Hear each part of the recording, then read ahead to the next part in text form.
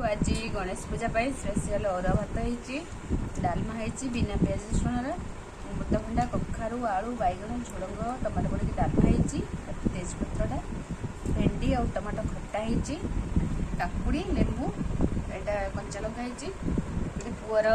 देखो भात से डालमारू डाली खाली ऊपर पानी पानी खाए एक डाली तो हूँ पुअर भेंडी खट्टा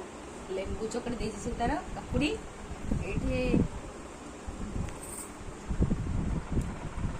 ये भात डालमा भेंडी खट्टा आंबुल भेंडी खट्टा लेंबू लुण चलतु खाइबा स्टार्ट करवा चकड़ी दबा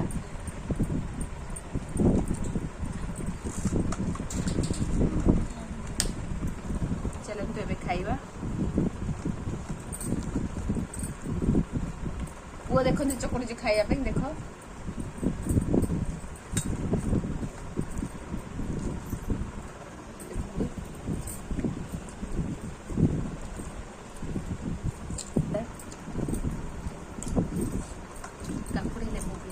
काकुड़ी लेंबू सॉरी पियाज बिना पियाज रसुण जे